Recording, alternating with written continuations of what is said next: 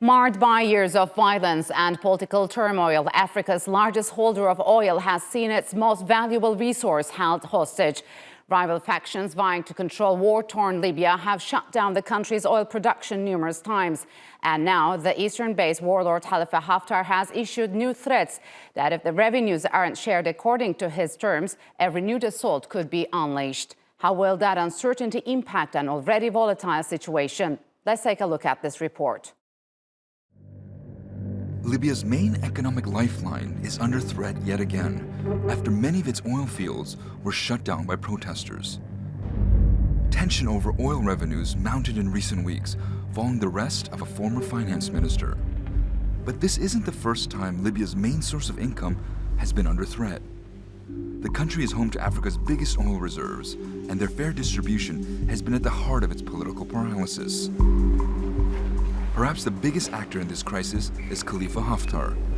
He controls the eastern half of Libya, with backing from Egypt, France, Russia, and the UAE. Leading the Libyan National Army, he is now threatening military action unless he receives what he calls a fair share of the oil revenues.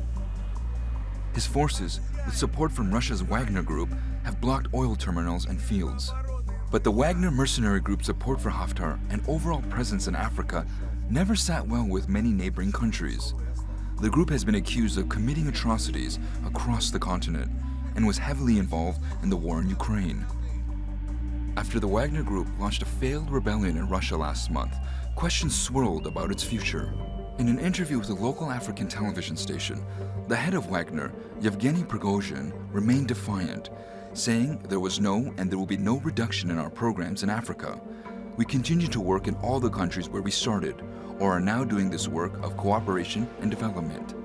Meanwhile, Western Libya is headed by Abdul Hamid al-Dabeiba, whose government is formally recognized by the United Nations. His coalition, known as the Government of National Unity, is also supported by Italy, Qatar, and Turkey. Ankara is considered to be the leading regional supporter of Dabeiba and has sought to help reconcile the rival factions. All while the United Nations has been trying to get the rival sides to agree to a ceasefire in order to hold free and fair elections, warning that the country would otherwise descend into chaos. But those elections never happened, and rivals instead turned to weapons to settle old political scores. Clashes and heavy shelling in civilian areas have also raised fears that Libya could once again slip into another civil war. Since the Arab Spring and overthrow of Muammar Gaddafi in 2011, Libya has been engulfed by a stop-start war and torn apart by militias. The East and West is now divided into two rival administrations, with both claiming they should be in control. And as countries like Turkey reroute their foreign relations and inch towards rapprochement with former rivals like Egypt and the UAE, Libya's future hangs in the balance. And to discuss the latest situation in Libya, joining me now from Rome is Marco Carnelos. He is a former Italian diplomat. And from Eskişehir, Turkey, Ramazan Erdag. He is a professor at Osmangazi University. A warm welcome to you both, and thanks for joining me on Straight Talk. So, Marco, could you walk us through the latest developments in Libya? What has been going on?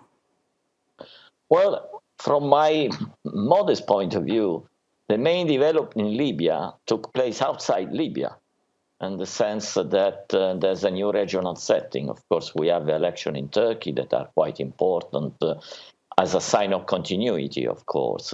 But we have a new dynamics at play, for example, between Turkey and Egypt. We don't know yet how this and how we could play in the complex Libyan situation. We have a new relationship, again, between the major player in Libya, that is again Turkey, and for example, one major Gulf country that has been acting in Libya, that is United Arab Emirates. Mm-hmm. So there are a lot of issues going on.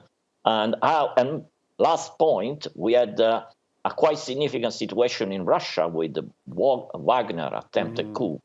We do not know yet how and how much and if this new development in Russia as far as Wagner capabilities are concerned will affect the situation on the ground in Northern Africa and particularly in Libya. So do you mean that Turkey's normalizing process with the United Arab Emirates or Egypt have had a negative impact on Libya?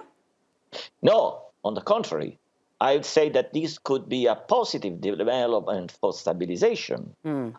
Usually, and the professor being far more expert than me, we all know that in this issue, the devil is in the details.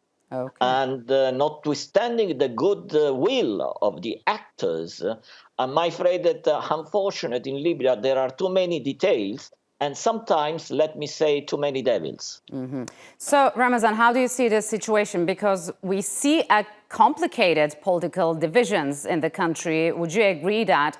And how has the latest arrest and the eventual release of former finance minister impacted Libya's oil production?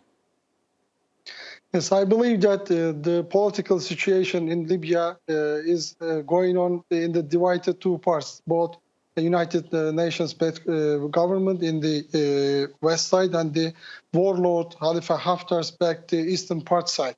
So the recent arrestment of the former finance minister in Libya, I think negatively affects the political fluctuation because the political fragility in Libya is very important, unifying both the political parties and political sides.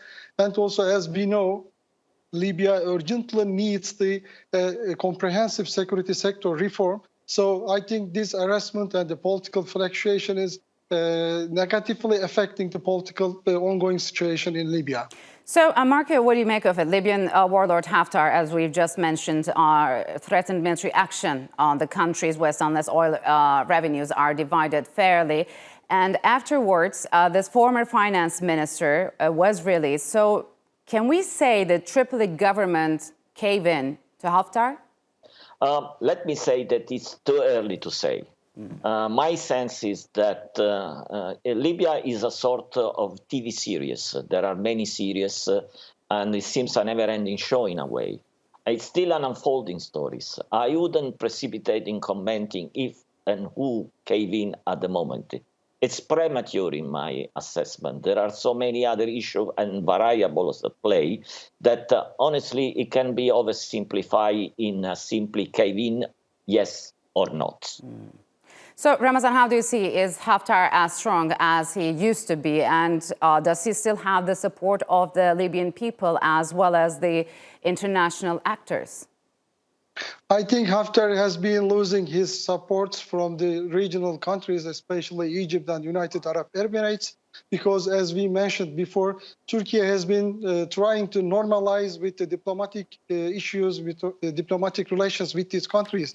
As we know, President Erdogan paid an official visit to both countries, United Arab Emirates and the other Gulf countries, and in the near future, Egyptian leader president will pay an official visit in Turkey. So I think these normalization of diplomatic relations Turkey and Egypt and the United Arab Emirates will positively affect Libyan politics and negatively affect the influence of Haftar in Libyan politics. Yes. Because previously, as we know, the Haftar has been backed and supported both these countries. So the new direction of these countries, I mean Egypt and United Arab Emirates, towards Turkey, positively affect the Tripoli government, negatively affect Haftar forces. So, but Marco, do you expect any significant changes in Turkey's Libya policies during Erdogan's new term?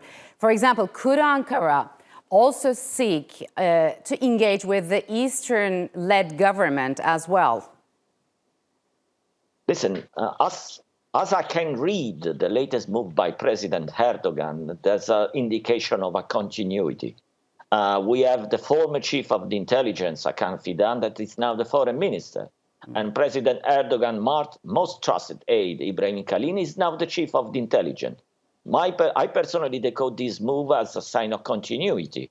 And I believe that President Erdogan, who, for what I can see, owns a quite refined political instinct, will make and will continue to play smartly.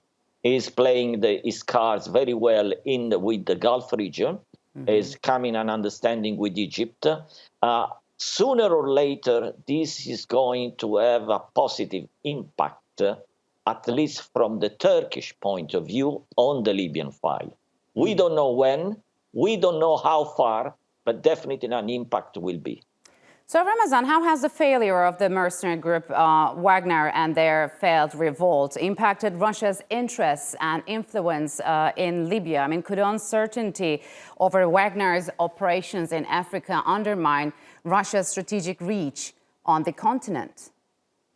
Yes, it could make the loss of these armed groups the influence in Libya, because Russia knows and sees that the importance of this group in Libya is very emergent issue, because Wagner is also is one of the most important supporters of Haftar forces in the eastern part of Libya. So the failed revolt against the Russian government in Russia, the Wagner, I think, significantly lost of its impact, but the Russian government and Russian political actors is trying to back and enhance its role in Libya, because if the Wagner group loses its influence and control in Libya, it means that Russia will lose the control of the eastern side of the Libya. So I think this political situation and the failed revolt against